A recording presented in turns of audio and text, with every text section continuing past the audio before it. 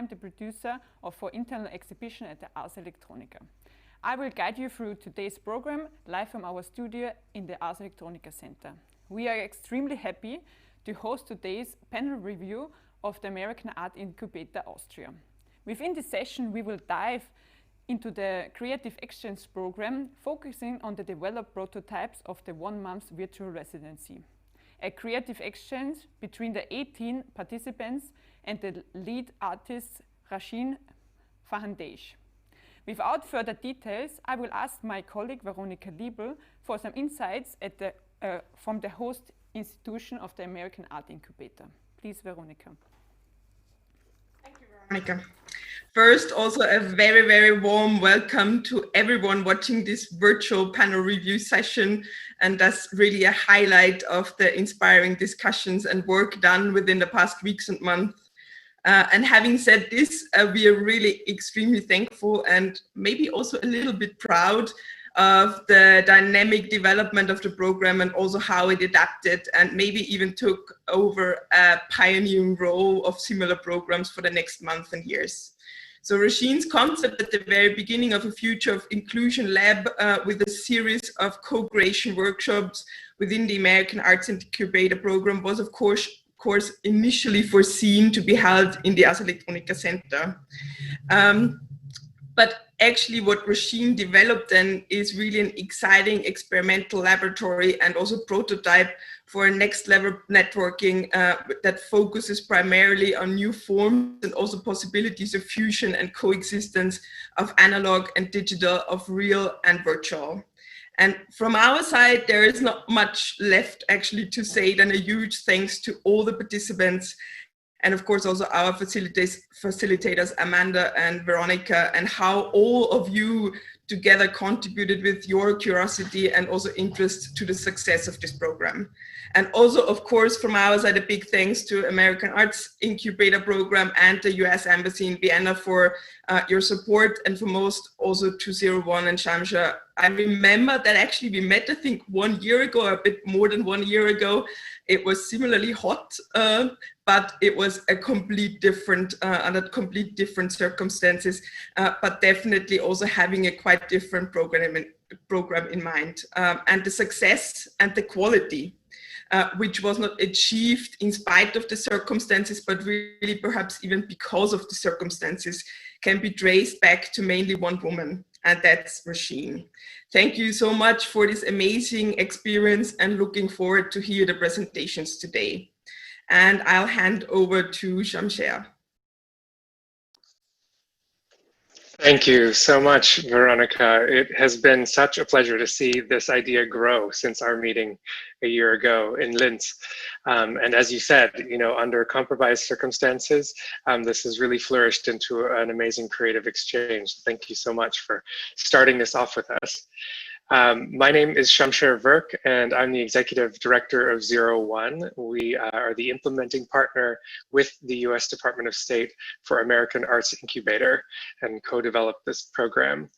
So to say a few words about AAI, as we refer to it, this is a people-to-people creative exchange program that's really one of a kind. We're applying art, science, and technology to social and environmental challenges around the world each year in 6 different exchanges. So this year we were near Austria, in Kosovo, in Ukraine, also in South America, in Brazil, Colombia, and Peru. And in each of these countries, we send a lead US artist who has deep skills in socially engaged art practice, as well as technical skills in media arts, to work with a host partner organization and local participants around the creation of new projects that apply these skills, these techniques to a locally relevant challenge. So this 1 month long exchange is a rapid prototyping process drawn on many business practices, many collaboration practices that we're familiar with here in Silicon Valley. I'm calling into you from San Francisco. And we give them a creative twist.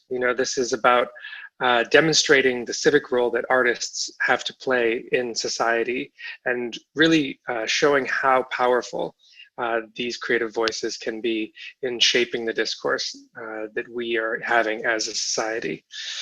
So I want to thank the participants for their diligent work through these compromised circumstances. You're providing multiple new perspectives on the social challenge of social inclusion in this case. So everyone will be hearing a lot more about that through these projects.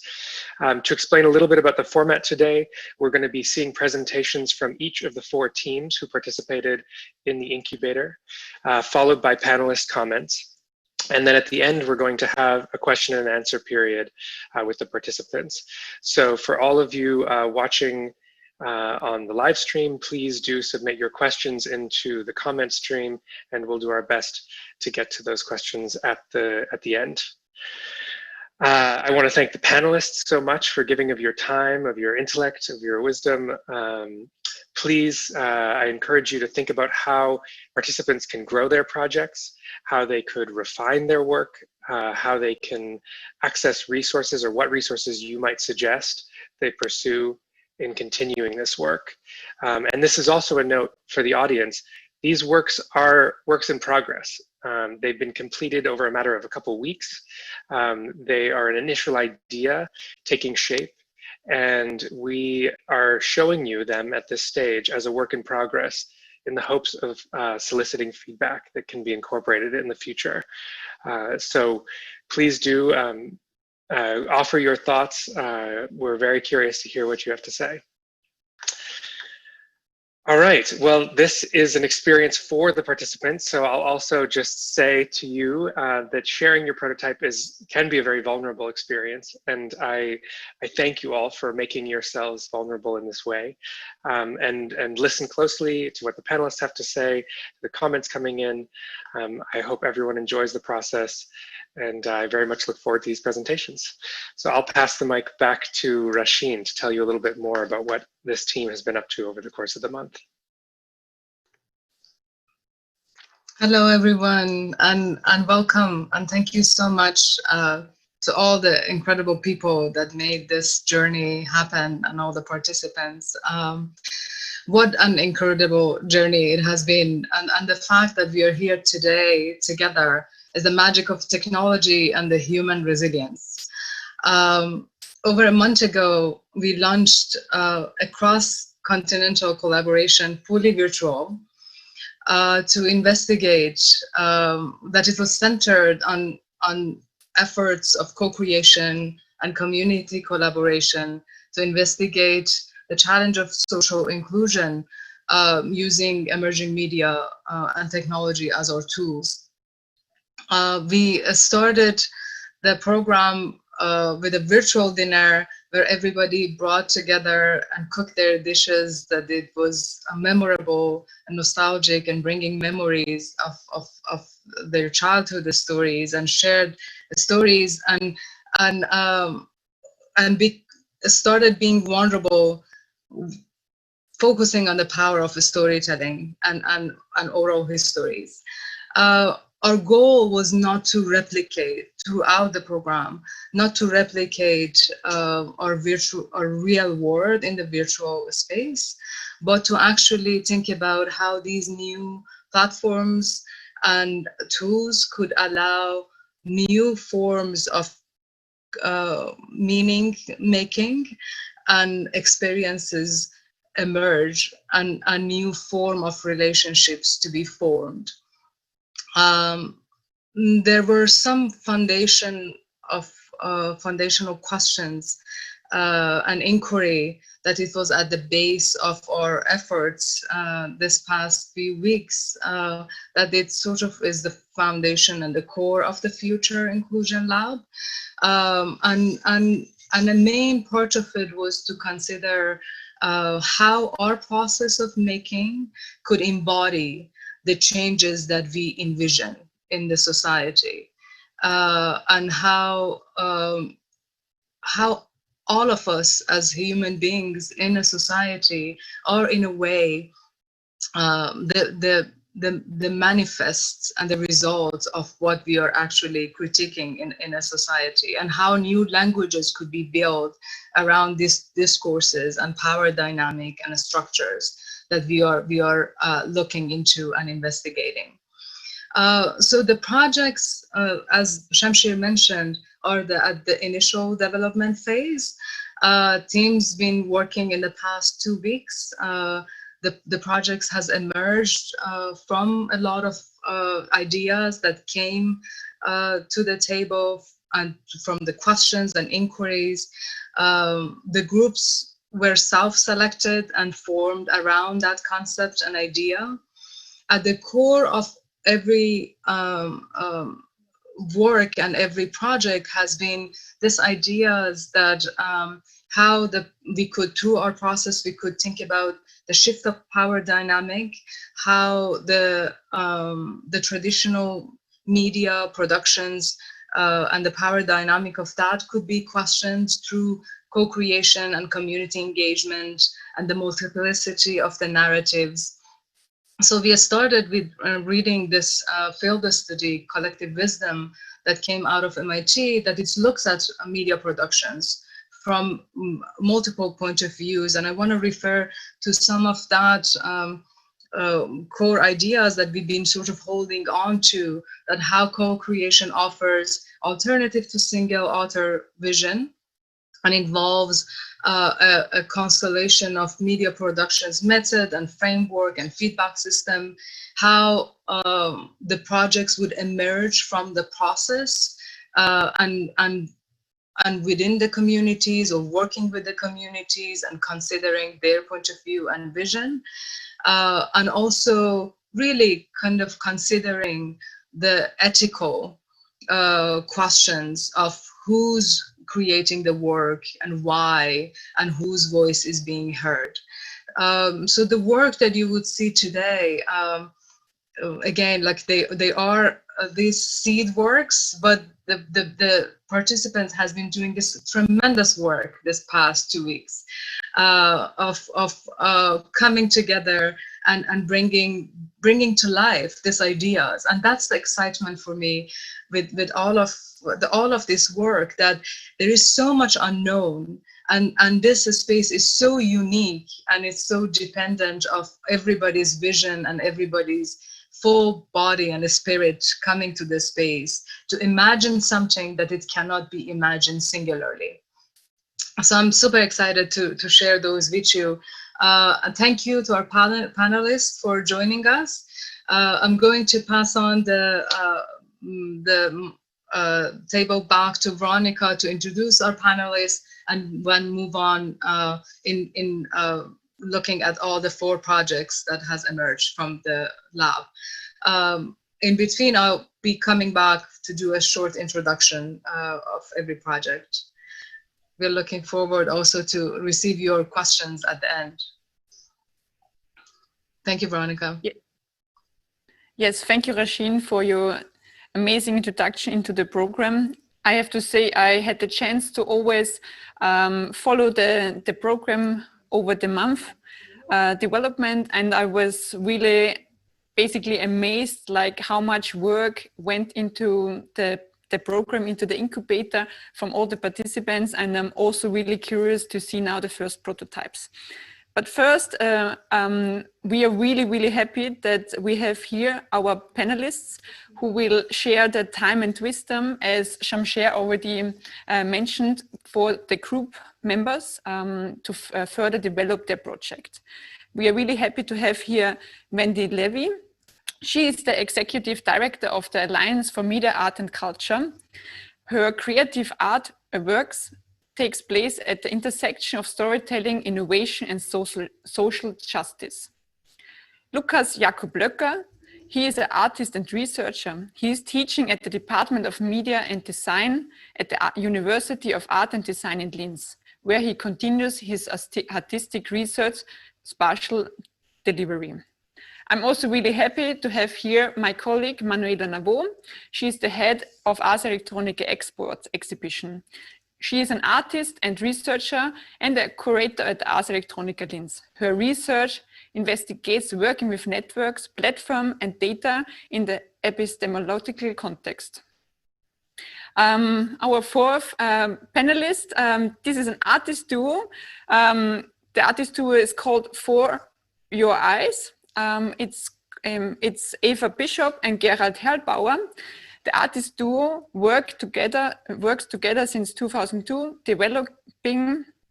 devoting themselves to projection design, video mapping in an artistic context.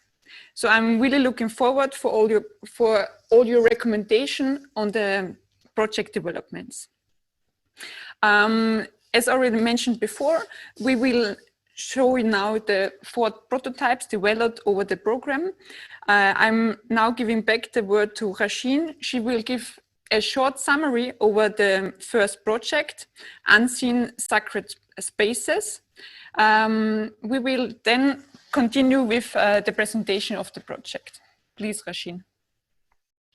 Thank you, Veronica. The first project, Unseen Sacred Spaces, speaks to public erasure and invisibility of public places and why.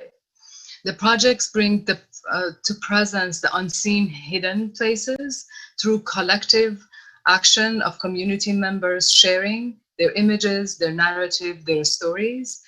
So it's truly a community collaboration, creating new realities and public encounters using virtual space and community oral histories.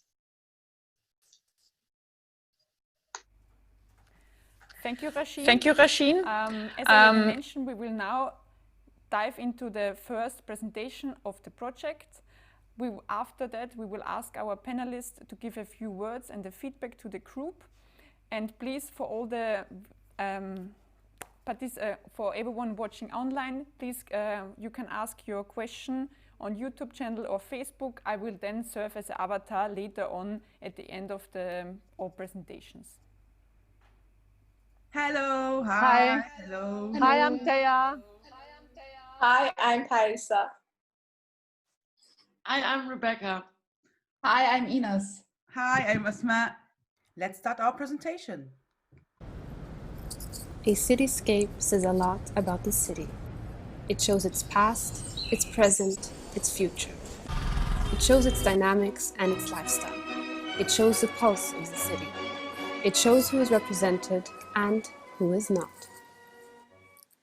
With Unseen Sacred Spaces, we created a project to talk about the unseen spaces of the city. Why are they unseen for some of us and not for others? Are they made unseen, or do they not want to be visible at all? Our research led to several sacred spaces. The journey starts in Austria, a synagogue, a Coptic church, and a mosque. These spaces show us 3 examples of 3 different communities that in their very own way deal with being seen or unseen. The Turner Temple, a synagogue which was destroyed during the November pogrom in 1938, tells a story of more than 90 synagogues in Vienna. Only the synagogue, which was not visible from the outside, has remained undamaged. Its invisibility protected it.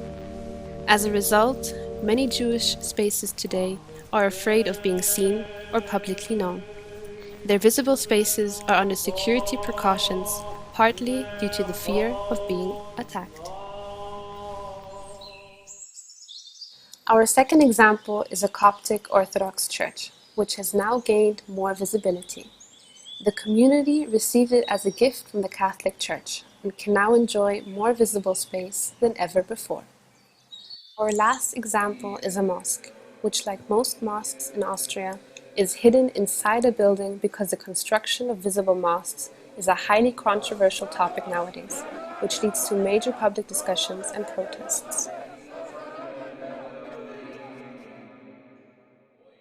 So let's enter this virtual space, connect with different communities to share untold stories, learn from them, and sharpen our review on social inclusion from different angles. Let's construct a new image of these diverse spaces.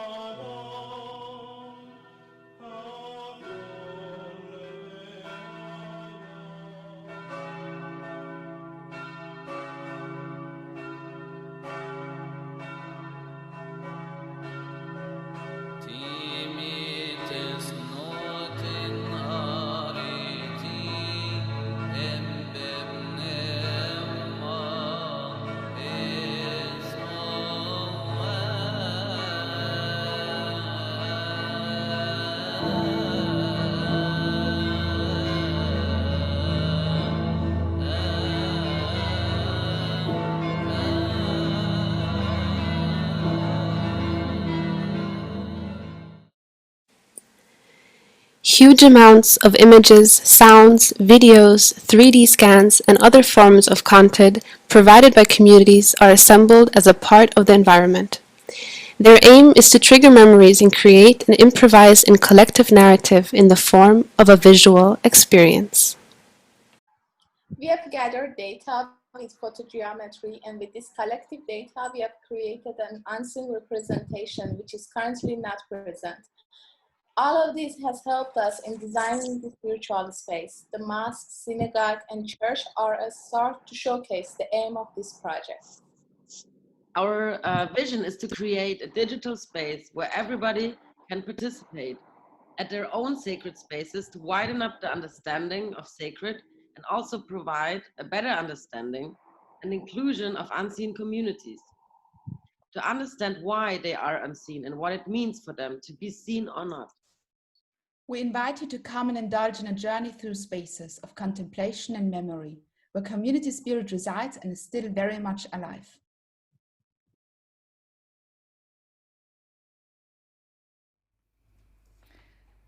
Thank you for the nice presentation.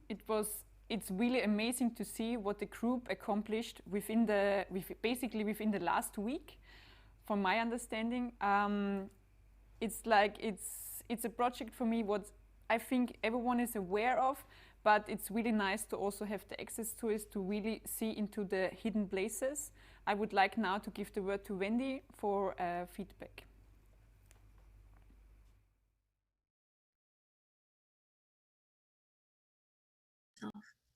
Thank you so much. I had a feeling I was going to be called on first. I don't know why. And I had to kind of finish weeping before I could articulate exactly how I feel about this project. It's incredible work in such a short amount of time. And I really applaud the collective process that you guys have clearly embraced during a virtual experience, and how difficult it is to demonstrate the connections, the new connections that you have, and that are really, they're visible in the work. And that's part of what made my heart beat faster, is that there is a vulnerability that appeared to me as I experienced the work as a Jewish person who's living in a small town in the United States where there are very few Jews. And so I became, the lens through which I was watching this had me feel the vulnerability of the subjects contained within the work. And I wonder how this process of kind of digitizing the sacred on in an internet that is unsafe, there is that sense of trying to approximate the sense of the sacred while also creating risk. And I'm so curious, as you navigate this space, of who are these spaces for, and how inclusion can happen in a place where you don't know who's walking in. And so I would just encourage, as you continue to develop this, to really not only be thinking about how the work is coming together, and it's wonderful how your process as a collective co-creative body are creating these spaces, but then also what the experience is for the viewers and those coming in. And that sense of vulnerability and fear that I'm experiencing right now is not a barrier to the continued development, but rather an extraordinarily evocative space that you have built, where you can now consider the audience and the community and their role as a co-creator as well. There's so much unknown there, but bravo, really extraordinary work. And I'll be happy to stay. I do have a few ideas of places and other organizations that you might be able to partner with, and I'd be happy to share those as well. Thank you.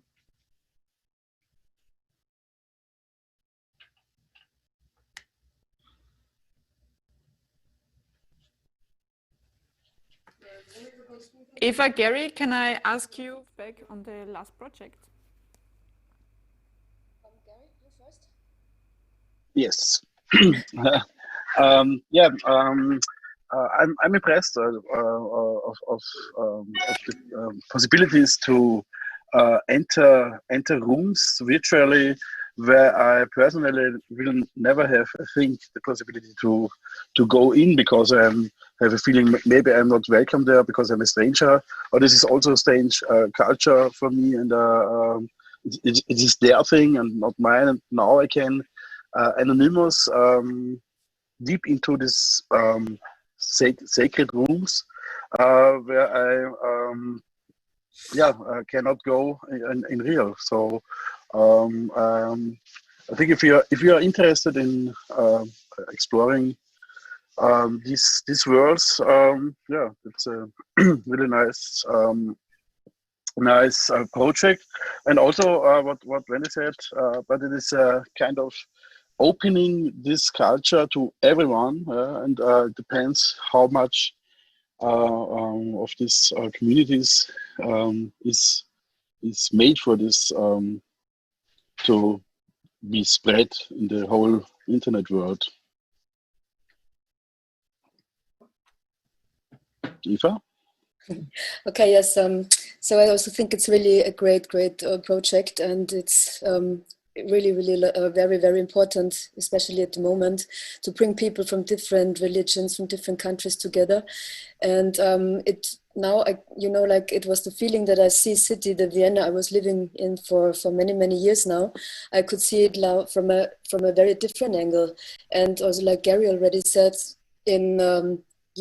could just keep in spaces which you have never thought that you could be in there once, and even have thought about it.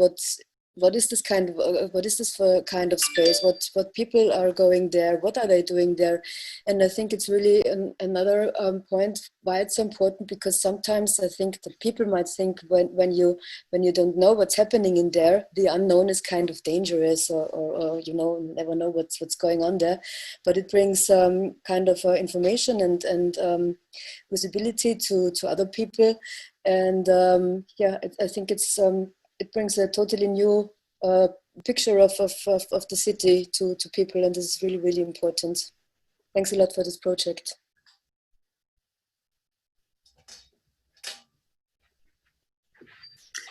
Yeah, thanks a lot also from my side. I was, knowing how much effort it actually will need to activate already existing communities in a religious context, I think you will have a long way to go, and I'm totally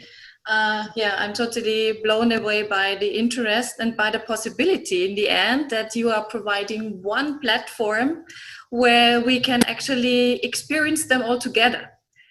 And for me, it was the same, like when I saw the work, I immediately said, wow, imagine a place in real world where you have all these sacred spaces together. I mean, imagine, this is something that you are now constructing in the virtual world.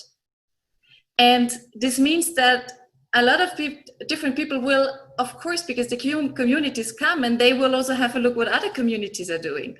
So in the first moment, I was actually thinking, what nice form of interdisciplinarity could come into so I'm very positive, and maybe I'm a little bit utopian, but I like this futuristic aspect of you, that you say, well, we create this interdisciplinary platform, and then we'll see what's happening.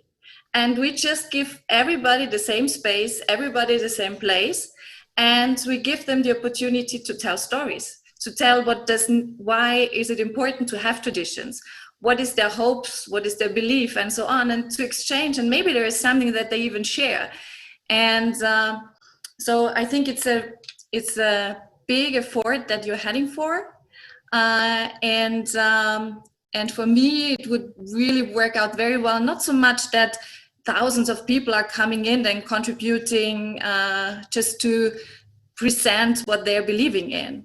I think if you somehow can guide through the project in cultivating an interdisciplinarity, between these different religions, between these different sacred spaces. I think this would be just amazing as an utopian starting point. I think this is only why art is so important in this, and that actually only art can achieve here.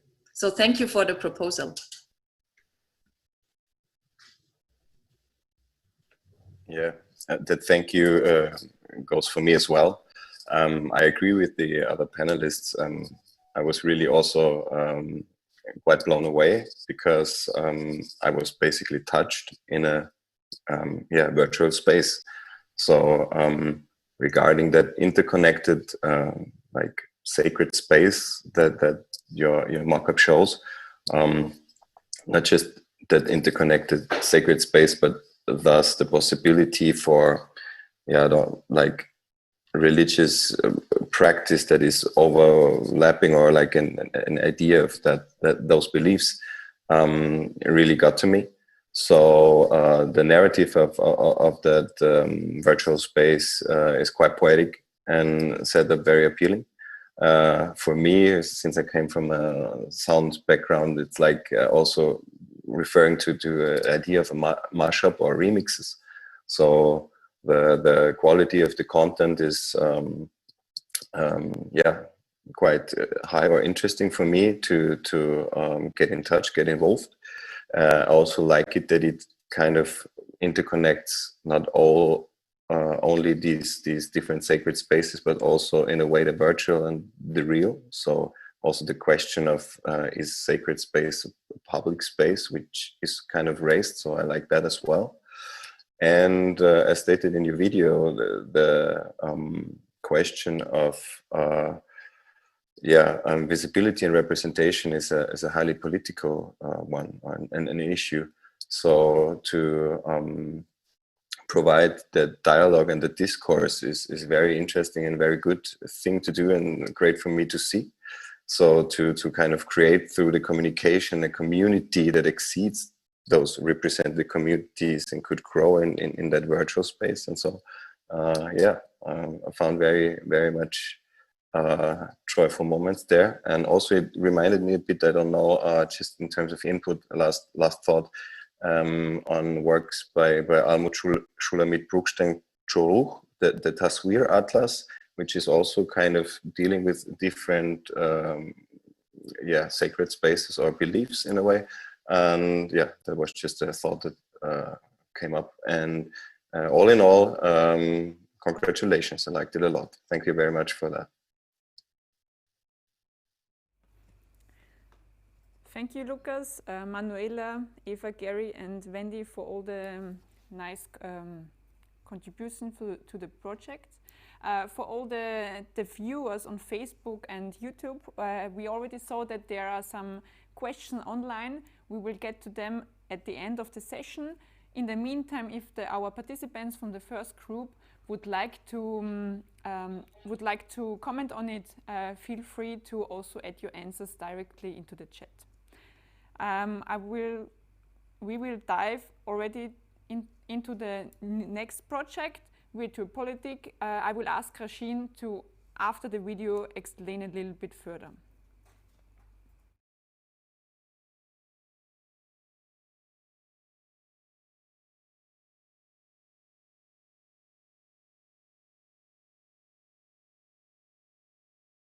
Hello, my name is Monika Vlad, and I will present the project Virtual Poetic together with my colleagues Neo and Patricia.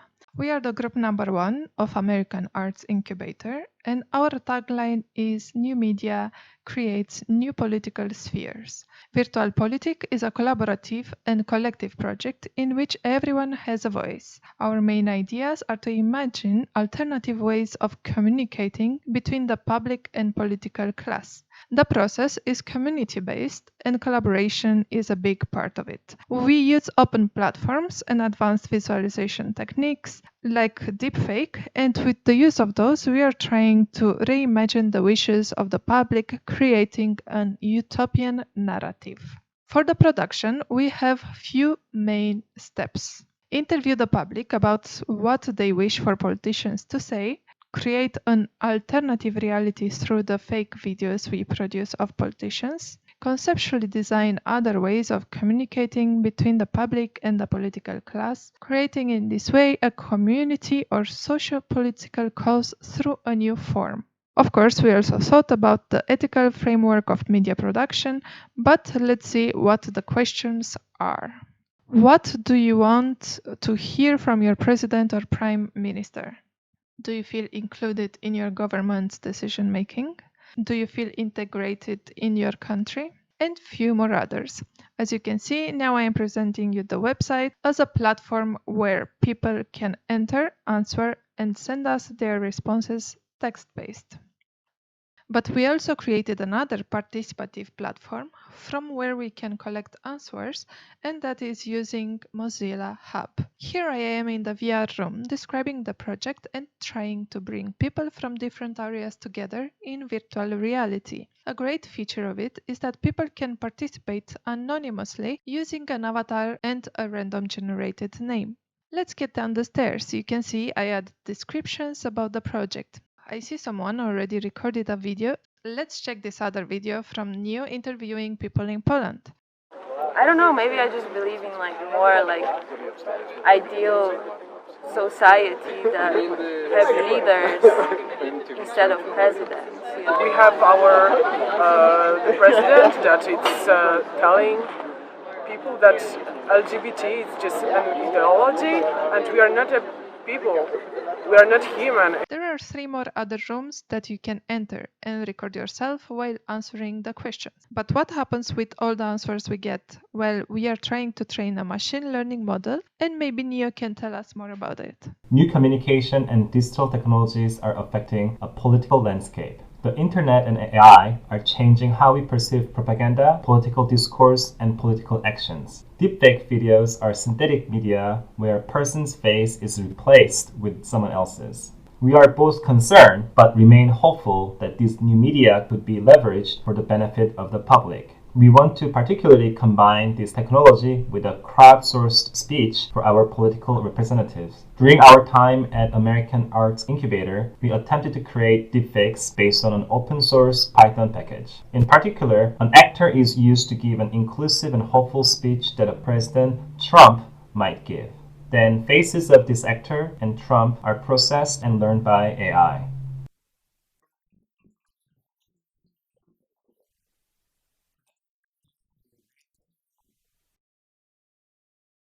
My point of view, it's difficult to think about social inclusion in the European context when the prevailing policies don't guarantee spaces or make the conditions for achieving it more flexible. And the discourses of the politicians reflect totally opposite values that become exclusionary and generate hatred.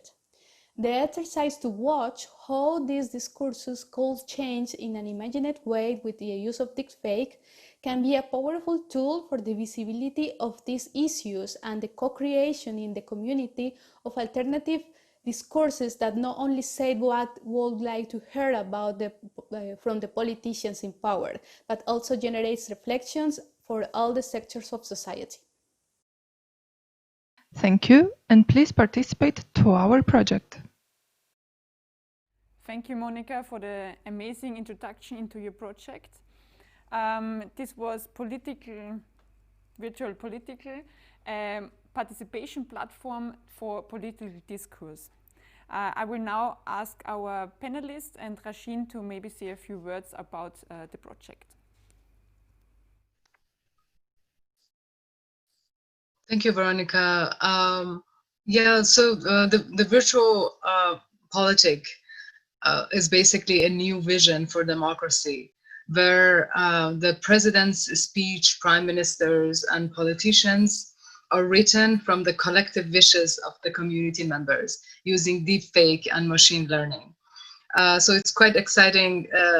There are a lot of technical endeavors that it's been done on the part of the group and more to go.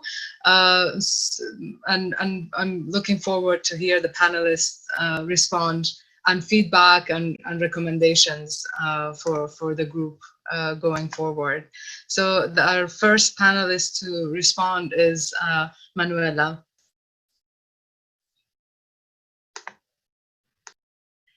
Yeah, so Monica and Patricia, I really like your work there, where you actually constantly try to try to find this, where are these places when we speak about social inclusion. And I mean, both of you, especially also Patricia, I mean, this is a long term that you're already working on this.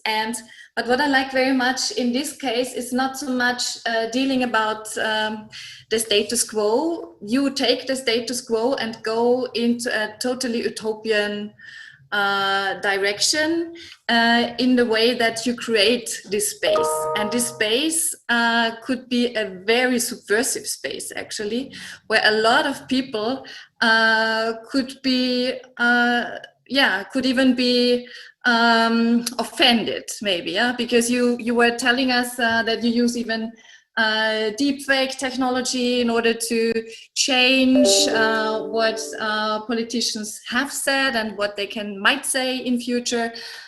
You have this wish of creating politicians that are for social inclusion. You augment actually politicians with this platform. And it will be quite difficult, I think, to create a community, because you cannot actually work with an existing community that is already defined. Yeah, you will create your own community that will go with you this very subversive way. But I hope that you never get tired in being offended. You might get offended by different people. You might have different and very difficult talks, but this is how co-creation works. I mean, this is how co-creation is actually, and how all these participatory ways are only functioning if you really go this intensive way of having a lot of discussion, of having a lot of talks, of having a lot of discourses with different people, and then actually augmenting or presenting and speculating then your way into this direction. And I think, I wish you, I really would, I'm happy to see a community growing. I'm happy to have a look on the platform and to constantly also help in bringing it into the right networks. And I think it's all of us, all of our panelists, but also our communities that we are actually socially connected with. We should try to help you spread the word about what you actually have in mind.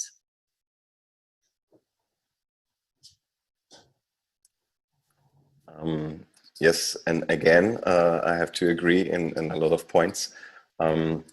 Actually, this subversive idea I like a lot, and I came across these thoughts myself some years ago. I wasn't quite sure how to realize such a platform for basically that exchange and to give voices to the unheard. And what you do as well is you go the next step, like you turn the post-factual politics, so to speak, on its head, no? Like hijacking that idea. And that I like quite a lot also, when the part that is connected to this utopia or that utopian idea. No? I also assume that the anonymity could as well become kind of a problem, maybe. And therefore also I had the question, which was also connected to my project back then, this idea. So how would that be moderated then? Is there like a filter in that content, or what would happen if like so-called self-called marginalized groups that would whatever represent also like patriotic ideas, white privileges or stuff, would use that? So is there censorship within, or how is that like moderated? This is the only question that arose, no? In terms of how it's represented and the topics that it tackles, it's very on point, and interesting to have that in these times. Like I said, also that subversive side of it I like a lot. And also in terms of the machine learning or AI, there is, again, bringing up an idea that arose because Nushin Yastani, I think she's living in Vienna now, works quite in that realm. It would be maybe an interesting, I don't know, exchange with her or something like that. So, but at all, I really appreciate that you tackle that full on. So keep it on, and I also would try to help spread the word. Yes, thanks.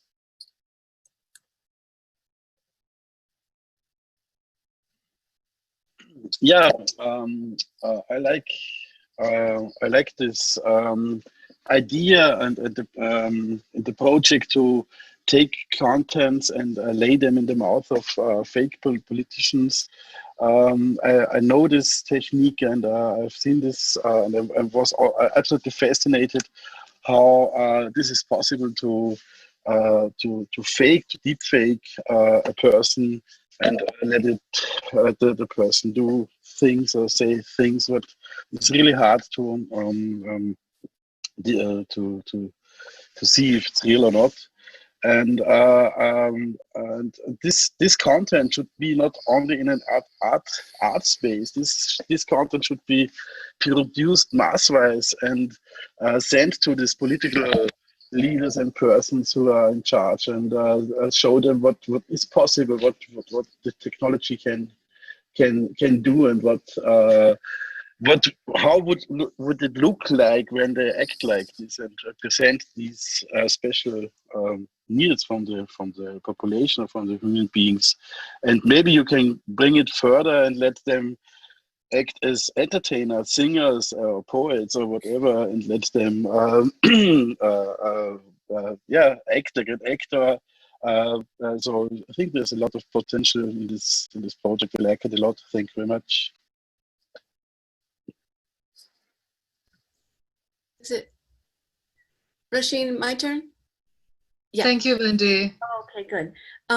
Thank you so much for this project. It's so, it has created so many dualities for me. I think I'm so impressed with the multiple opportunities for political disruption that this project raises, the appropriating of tools for a kind of, digital disruption in something that is aspiring to be participatory and utopian, but also full of certain barriers to entry for the communities that you speak of. This idea of how communities will be able to participate in these multiple spaces that you've built is a question that I have, and I'm super excited about seeing how you solve for that, because we can build these structures, these AI powered, digital 3D virtual worlds that are set up for creating this utopian conversation. But there's also some issues there with, we're struggling for finding uplifting authentic voice, and then we're hit with deep fakes. And who gets to participate here is it's for me a very powerful site of inquiry for this project. It was interesting to me also how this project, next to the first project that we saw so much examining and nurturing the concept of the sacred, and here is a project where really nothing feels sacred in a good way. Everything is interrogated. And I agree with some of the comments that speak to this project, not only through the art lens, but it feels like a mass media project that at scale could persistently interrogate the virtual and analog politic and that you're trying to get at. But I would really caution to be at the same time looking at how you open and invite others to participate by, in addition, when the activity of appropriation and fakery is part of the vernacular, it's sometimes very hard for people to find points of entry that they can trust. And maybe that's the whole point. So bravo for this really complicated and powerful approach. Thank you so much, Wendy, and thank you so much to the team. It's incredible to see all of these, and also to consider these sort of like really deep critical questions. But the also like the amazing thing about the projects are this sort of envisioning and the utopic, but at the same time the community wishes that comes together to create these sort of visions. And I think that's something that also is quite unique about these projects. So thank you all of you for bringing your expertise to it. So our next project is Project Home, where we live in a world that the estimated number of international migrants have reached over 272 million, and over 70,000 million people have been displaced.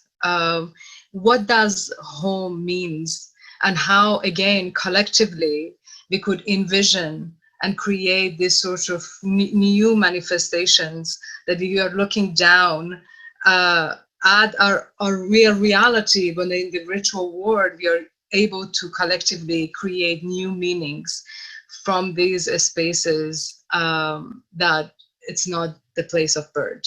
So I'm excited to look into the Project Home, that is looking at the issues of immigration and home loss, and finding new meanings in new spaces. Rashin, for your introduction into the next project, Home. I think that's definitely already a title where we can all relate to it, also during the current time. I'm really excited to look into it.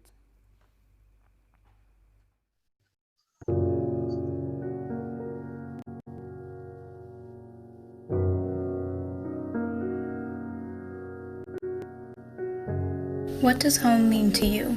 Is it a place or a smell? Is home something for you connected to a person? And if you were to change your home in whichever way, would you be able to find it somewhere else too? Today, the estimated number of international migrants has reached 272 million, with 70.8 having been forcibly displaced and 37,000 people forced to flee their homes due to conflict or persecution. 150 million people are homeless, while another 1.6 billion people lack adequate housing. So the traditional concept of a home as a physical space, a place where one lives permanently, is something which has become rare and special.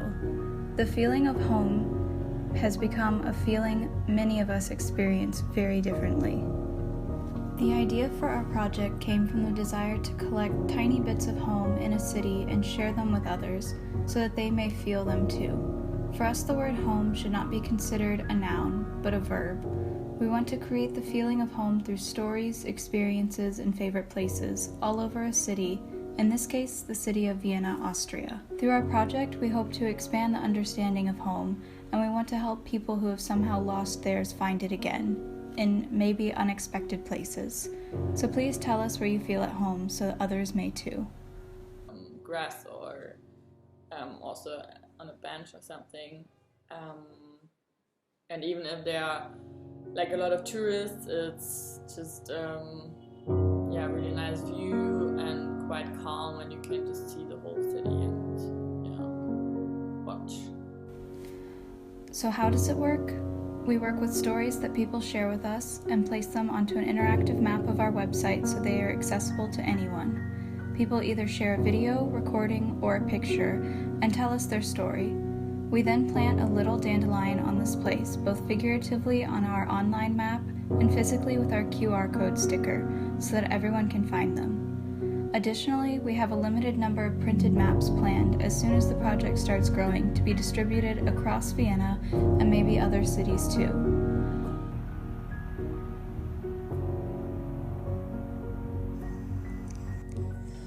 Home for me is a feeling, and feeling of warmth. You can find it in a place, but you can also find it with people.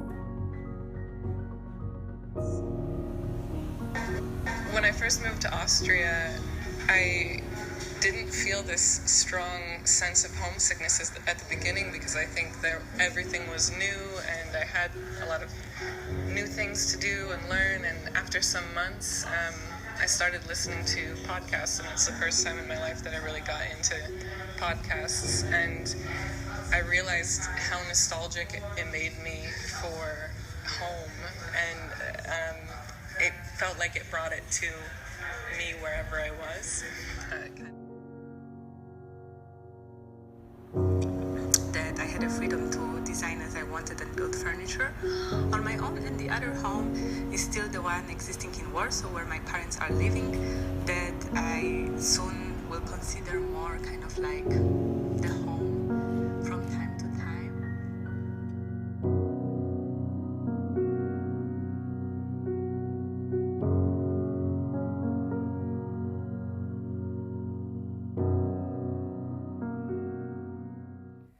Wow, that's an amazing insight into the project Home. It's already amazing to see the use of such different technical prototypes. I'm really curious to see, to hear the feedback of the panelists. Please, Gary and Eva.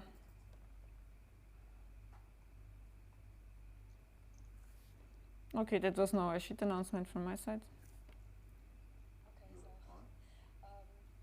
This is it's the next and also very amazing project, because feeling home is one of the most important things which you have in your life. And as we all travel around a lot and live in different cities and places, so I think it's very important to see how and where other people are living and how they do this. And it's, I think, even in these days, very important to bring, and I think this project really brings people together and closer, and which is quite amazing and a really cool and new way to present who you are and where you are and what you're doing here. So I think this is really quite important nowadays. Gary? Yeah, it's a nice project where you can kind of flowing around and take all the impressions and all the thoughts of other people who how did you find this expression home, and makes you maybe think yourself about what is home for yourself and how would you define it, because home is something what is always there, and for people who are not must leave their homes. So yeah, it's a nice collection of really deep and natural thinking, which everyone of us should have. Thank you.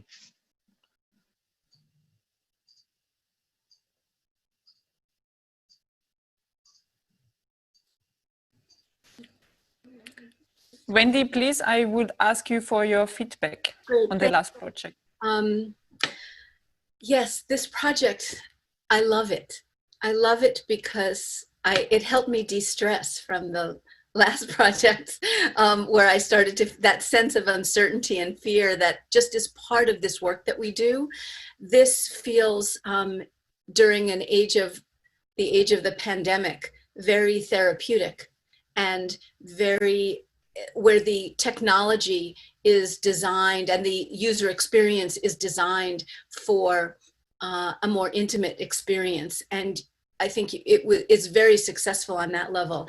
It actually feels beautifully old school in a tech environment that is always looking for the next new thing, where it is leveraging existing tech capacity to create a human experience. And it's reminding me of a few projects that I really love. back in like 2006, Jonathan Harris did this project called We Feel Fine that was kind of a searching across the internet for human emotion. And this has a bit of that and takes it to a whole new level. The co-creative project, the Johnny Cash project, from a number of years ago, where people co-created this art experience around this Johnny Cash icon of country music. This is now this sort of supplanting that model, and the idea that new stories are arising from the call to action is quite beautiful to me. And it could, once we get through this pandemic, there's a third project called the Truth Booth that Hank Willis Thomas and his team created, where you set up a kind of, it's like a booth in public spaces where people go in and record their truth, their answer to a question about their truth. And this, to me, has that sense of a true lived experience being expressed collectively that is just is really powerful. And I hope that that you guys continue with it and figure out potentially how to create something that could be very good for the virtual classrooms that are happening now. I think this would be a wonderful project for young people as they're trying to find their place in this world. Yeah, I also love that project quite a bit, since it is very touching and poetic. Yeah, it was a personal challenge for me, also that question of what makes home a home, and how does home feel. So seeing that tackled or like worked with was quite interesting for me, and I completely linked to these philosophic qualities I also could see, and also addressing the idea of a modern nomad as well, like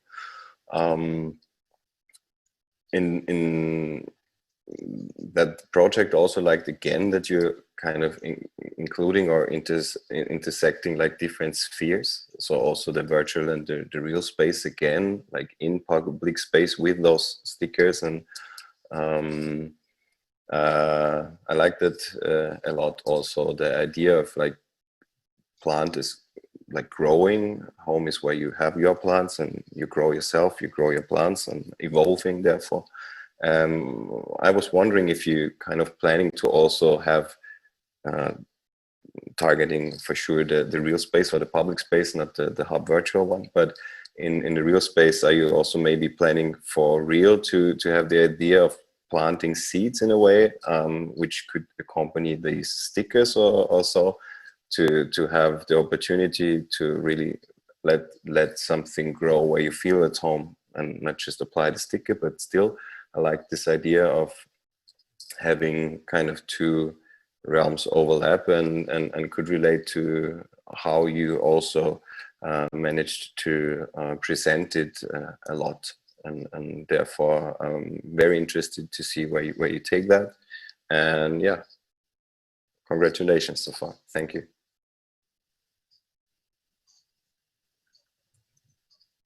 Yeah, thank you very much for this very poetic work.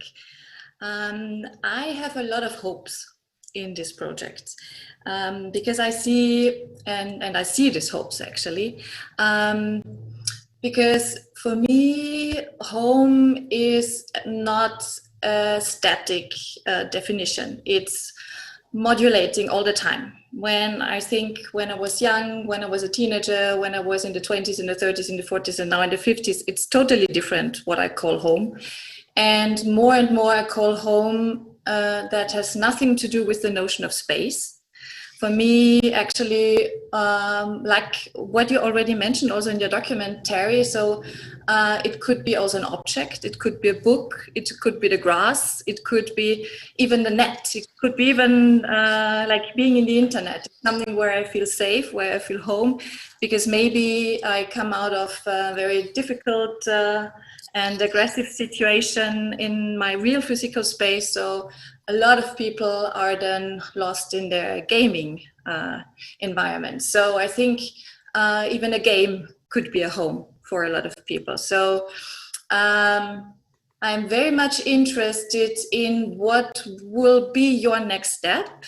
I see it a little bit like Wendy. So the question of co-creation is also very important for me.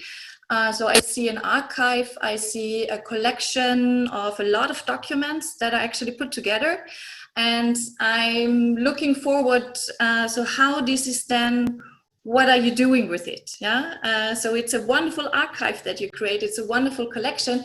And I think there are a lot of possibilities then to start to create something with it. And to create your notion out of this, yeah, your research out of this collection of data that you actually have now provided by a lot of people. And maybe maybe there is a community that is then interested to work with it and to work with the data that are then provided even by others, and to do some additional poems or additional music out of it or whatsoever. So I think it's a wonderful starting point and a very poetic context, and could be very interesting to go into the next step, and actually also not to be compared with all the other archive projects on all these topics of migration and so on, but really to go a step further, and not only to make a collection and to make an archive on this topic, but really to provide a tool for creation. And I'm very much looking forward to it.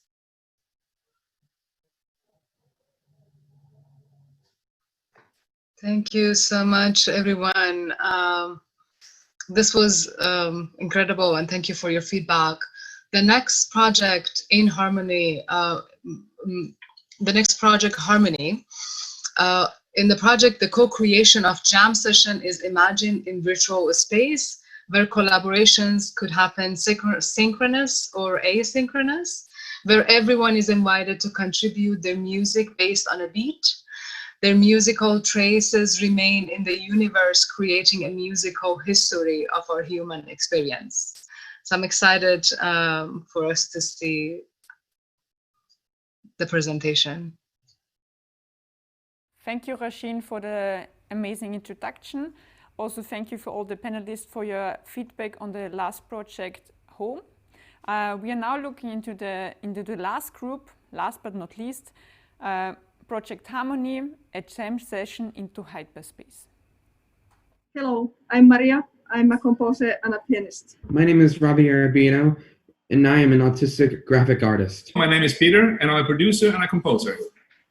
Hi, my name is Kati, and I'm a painter and multimedia artist. I'm Clara, and I'm a philosopher who's in a band.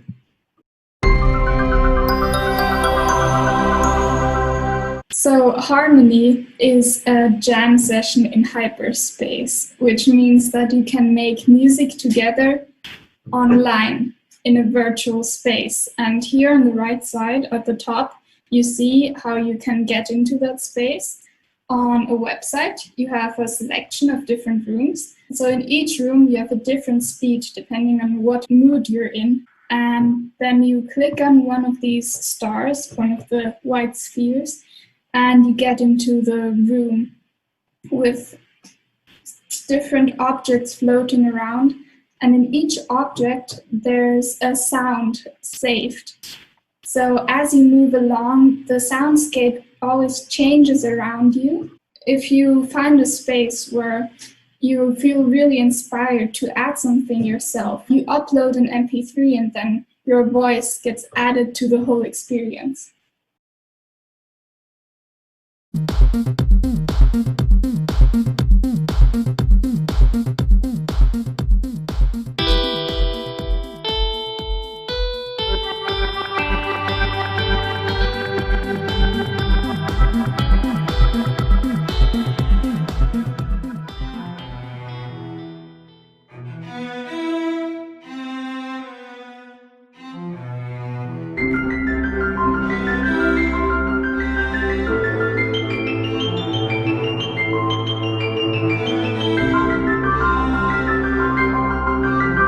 Friendly space is a place where you feel welcomed, where you feel warmth. Express myself, wanted, be interested in music, and have time to think about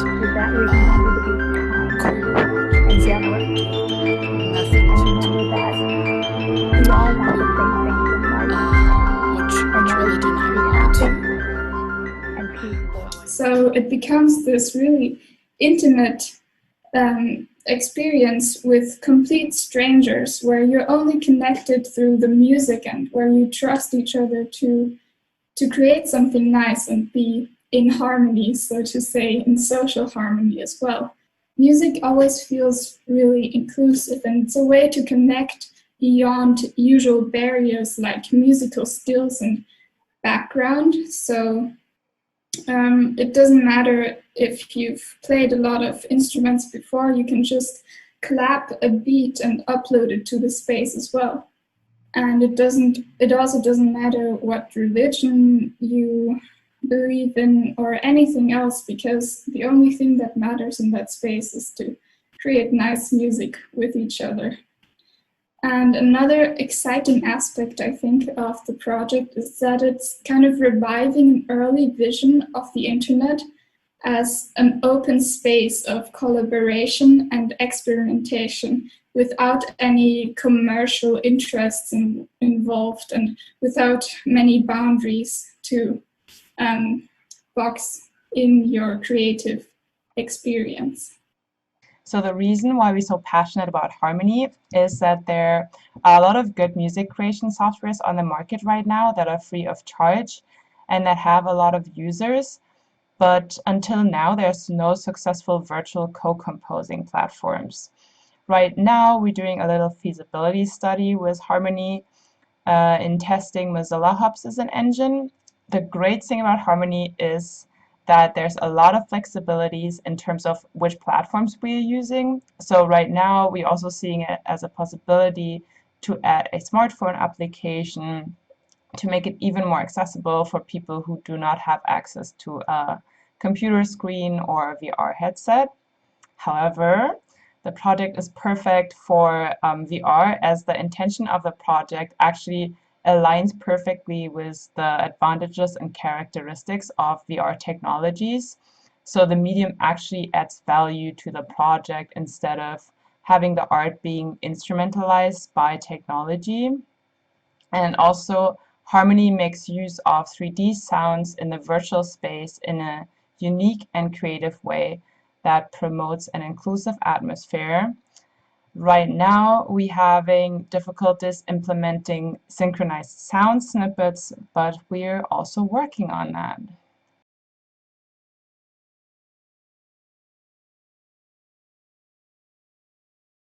Thank you so much for your amazing project presentation.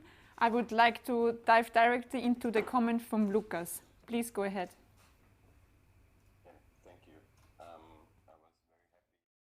When I saw that project, because I got heavily triggered for sure as a musician and also composing myself. Best case scenario would be to use it now, no? and give you a feedback of my experience. But as far as I envision it or what was seeable, I love that idea of the jam session, and for sure that yeah, it also relates to improvisation, no, as an artistic tool. And so I like that a lot. Also, the idea that you put it in hyperspace. I mean, for sure now, if you come together from different realms of yeah, sound aesthetics, but also maybe like states of your artistic practice, like a beginner can also jam along with a professional and co-create and therefore yeah, I don't know, get sounds together, move around and all that ideas I like a lot. Funnily, or since you named it Harmony, I had to think of dissonance.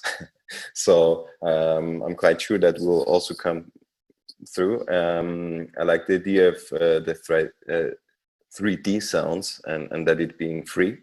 And it has a huge impact on me when I think about creation, like creating together, like as a community, creating that community, but also creating in that hyperspace, so to say, a world, no?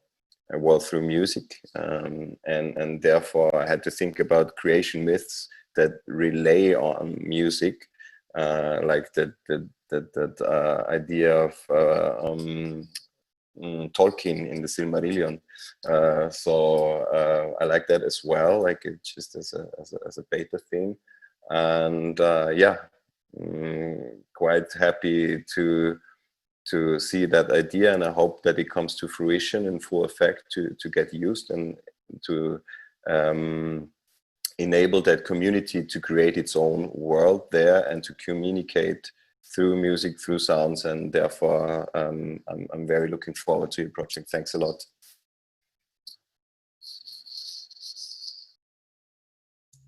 Yeah, me too. I'm very much looking forward to the program or to the app or to the project itself. It's something then I was very much impressed at the moment where you were saying, well, it's very important that you actually are in this three-dimensional space, and because it's three-dimensional sound. And you were also explaining that you are trying to create an app, and I was thinking, wow, then actually with the app I can create three-dimensional sounds, maybe even. So is the phone, well, is my phone capable to do this, and so on. So I'm very much looking forward to actually have this experience and to also see what the others are contributing, and especially in the fields of music. I'm very much concerned on all these discussions about copyrights. I think for me, it's super interesting to have this discussion, and also to have the possibility actually to use the creations that is done by others. So I see the platform as an open platform. I see the platform not only as a collection of sounds and 3D sounds made by others.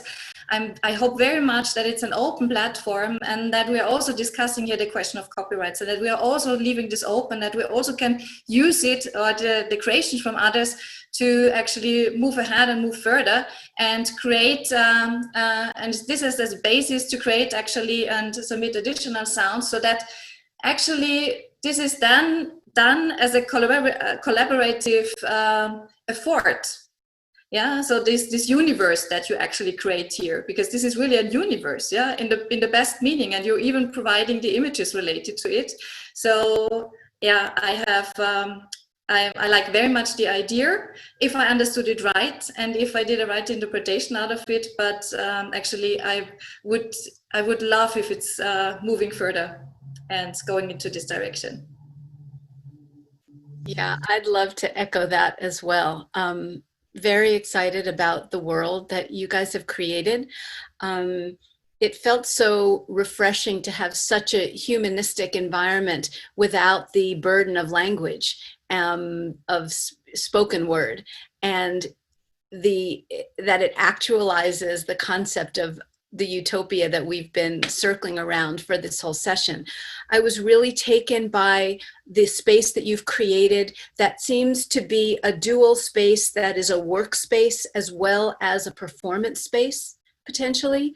And there's a way, I'm not sure exactly how you'll move from one to the other, but working with filmmakers and new media artists and photographers, like we always look to musicians and audio engineers to really see the future. And so I'm very curious. Filmmakers are not as great at co-creating. They're good at collective exhibition, but not so much as, how do we get to that shared space? And you really have done something here. I'm very curious also about how you will develop this idea of, I'm not as concerned about copyright, although we should be, but between authorship and random acts of creativity that will just emerge spontaneously, and who has access, and who actually, is there any power disruption to be seen as in this harmonic world? Because I also respond to the dissonance that could possibly happen, but your structure seems to resist it. So I am absolutely fascinated by where you'll go with this. And it feels a little bit like a musical exquisite corpse, which is a model in art and writing that I've always been fascinated by, and how you really leverage the contributions of individuals into a collective reality. That is something we have not yet imagined. So bravo to all of you.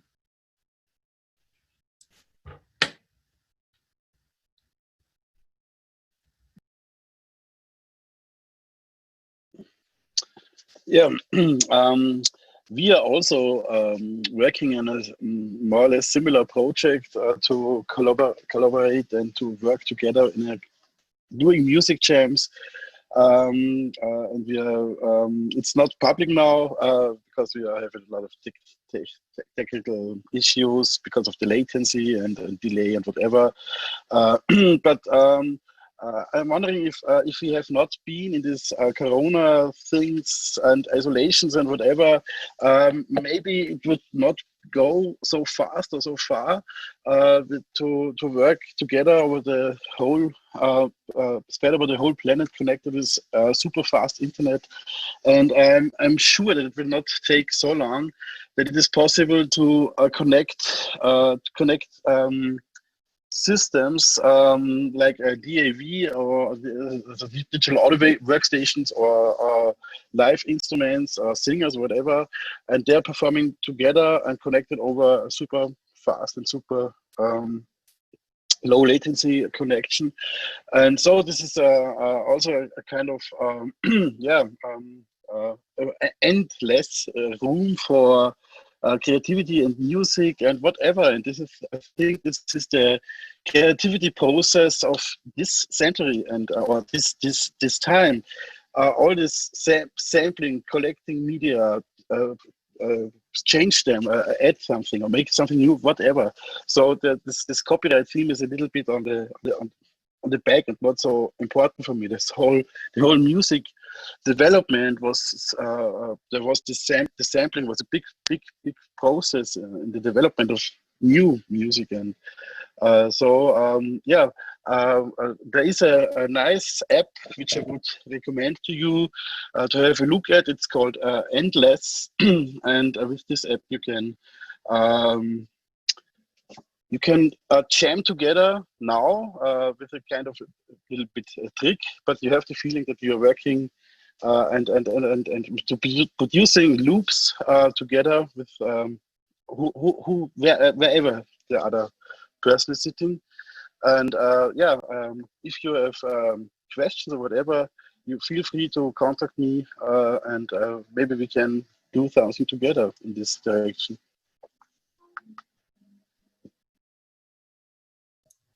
So much on the topic of co-working. Yes. Thank you, amazing offer. We definitely also quite interested in your project and we are definitely curious to see the 4 projects which were presented here today, which are still prototypes to further development. So stay definitely tuned to nice things. Next things, sorry. Following all the discussions and comments on Facebook and YouTube from our live stream, I already want to thank Shamsher to already jump into answering the first question. So we would like to open up now the discussion to our group members here in Zoom. If any other viewers from our live stream want to add some questions, I'm happy to serve as an avatar. Otherwise, I feel free now, maybe participants from group number 1, Unseen Sacred Spaces, to add another questions to the panelists on their comments, on their feedback. Thank you all for your nice feedback. It was really interesting to see your view as we have involved ourselves these past few weeks and days with this project, and to see your view with fresh new eyes into our project. So first of all, thank you. Just as because a few of you mentioned it, I think powerful projects are only possible if there is vulnerability. It's like high risk, but it's also high reward. And that's really, really important, because if you don't touch somebody emotionally, it passes you and it doesn't change something in you. So that's what we wanted to do. We want people to get into this space and get a feeling for each community. And one thing that we wanted to add is that it's really important for us to it's really important for us to mention that it's not only about religious sacred spaces, but it's for everyone. These 3 examples we set today or the past few weeks were just to get our mission or our vision across. So that's what we wanted to add as well. I think, yeah, and one quote I wanted to add from Maya Angelou, because I think it was you, Mrs. Navo, hopefully I pronounced it right. You said it's like a utopian idea to do something like that, and I really like, I really like the quote from Maya Angelou where she said that we have to think, or we have to act as if it was possible to radically change the world. And yeah, that's what we are aiming to do with this project. So thank you all. If anyone from the team wants to add something, feel free to do so. Otherwise, thank you. So I would like to comment on so many projects that everyone's presented, and including mine, which I'm in. For Unseen Sacred Spaces, it is a great perspective on how you could tell everything about history that has been faded away and renovated as a new thing. But even though it has served a new purpose or faded away, and it is a pleasant idea to educate everyone throughout social inclusion. And also for virtual politic, I think it is a unique aspiration for using deep fakes to turn us into famous politicians, to give us a same or opposite perspective on what you wanted for the world in a political view. And it's an interesting idea, even though whether they like it or not, that's the debate here. And for Project Home, I like the deepness throughout this project, and what it feels like home, since we're now in a crisis of a pandemic, it reaches up close to my heart, and hopefully it will reach up close to everyone else's heart once it's out in public. And as a member of the project Harmony, I am fully interested in music. I'm proud to, as a graphic artist, that I designed the logo myself. And especially that this project is really, really aspiring.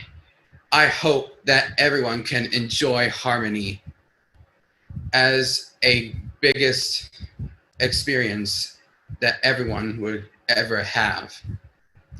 Thank you, panelists, and even Smear from 01 for giving us a great perspective about music and sound and unique interests throughout their entire lives related to their culture. Thank you. Thank you, Ravi. Yeah, I want to also thank all of you for your presentation and our panelists for your comments and references. All the teams will be taking your feedback and responses from this session to develop their projects further. I'm also excited to know if there are comments and questions from the audiences that we could respond to here. Also, this would be a great opportunity for the panelists to ask any direct questions. Before we do that, I wanted to also sort of like wrap up a little bit our conceptual framework here, that how all the projects have been focused on creating sustainable artistic practices that move beyond a single project creation into thinking about platform and discourses around social justice issues, and how it is important to think about sustainability when we are thinking about social change and social impact and community engagement. There were so many amazing questions that they were raised by the panelists. You know, as I was talking about how we are part of the system that we are critiquing, and how are we able as a whole and as a collective to be able to think outside of the box and to envision something new is a quite an exciting and also challenging work. And throughout our process, we have been constantly discussing how we have to actually reframe our vocabulary, because a lot of ways that we even talk about these sort of social discourses, it reinforces the power dynamic. The other one that I wanted to mention is that our process, as you saw in all the projects, they are all multi-platform, thinking about the access point and different entry points to engagement, to participation, and to collaboration, as a way of really having that question of who has access to tell their stories. Or these projects are helping navigating that space, creating more openings for the communities and that have been systematically marginalized, or for the experiences that have been systematically considered as separate or assumed as segregated. And you saw in different examples that, for example, the poetic threads and the connections that it was created through using artistic practices. The other thing that I wanted to also mention is that even through our process, our collective process, we were thinking about using, not thinking, we actually use, for example, Roundbird platform, which is an open source, would allow us to do a lot of collective sound recording through a technology and platform, and listening to those stories and narratives and reflections from the community. And I wanted to sort of kind of come back to this point, that how these aesthetic and beauty is a form of activism, and how it allows for these new spaces to be created for thinking through this immersive and embodying experiences, as well as the collective and the power of that sort of oral history and creating new history through these collective voices. So there are a lot of questions to consider. There were a lot of wonderful comments that we took on. So I'm excited. Veronica, I'm wondering if there are comments and questions that it has been posed that we could respond. I'm also encouraging the panelists and everybody in our audience to please keep these projects in mind and send us your comments and recommendations and follow their work. In the past, our work has just started. So there are ideas for short-term sustainability, long-term sustainability. So it's wonderful to hear thoughts and ideas. Thank you for your first wrap-up, basically about the session today. There were some comments online. Already some team members and Shamsher especially answered some of the questions. So there are basically a lot of comments about your amazing projects. So as Rashin already mentioned, we would be really happy if some of the group members have also would like to mention a few things to the panelists. Please feel free to comment.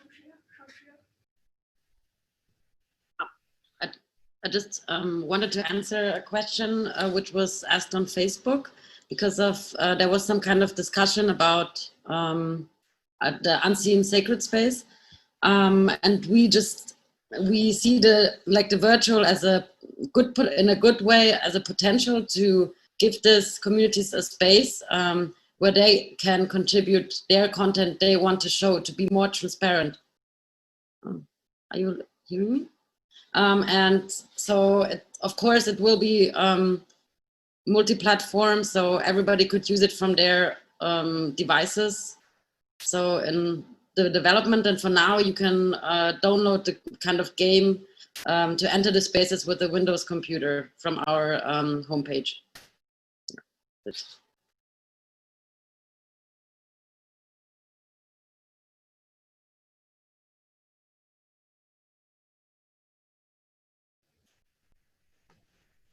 No further comments. I would also like to invite Shamsher Virk, the director or executive director at 01, to say a few last words about today's session.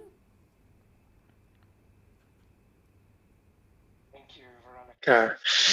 Wow, this was a really, really heartfelt and moving session. I just want to thank all of the teams for showing this powerful work.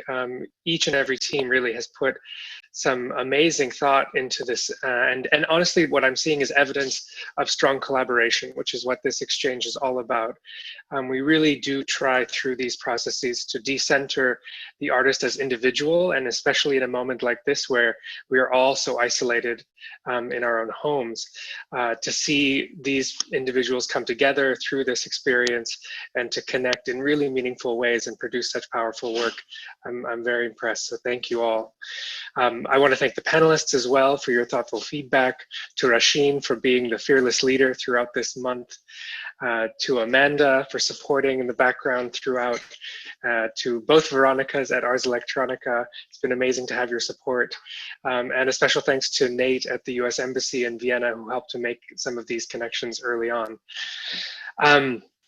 You know, to the participants, I really want to encourage you to think of the panelists you met today, of 01, Ars Electronica, of everyone who you've connected with through this process as resources going forward.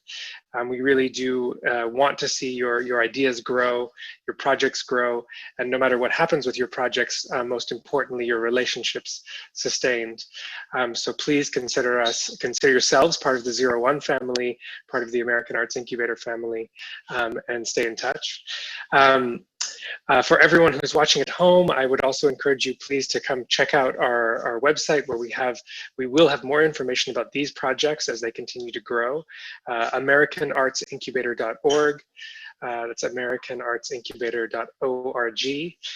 You can learn about the other exchanges we've had around the world like this, each one producing very different projects, all unique and beautiful in their own ways. So thank you all again for watching, for participating, and we hope to see you all again online for the Ars Electronica Festival in September, if not before.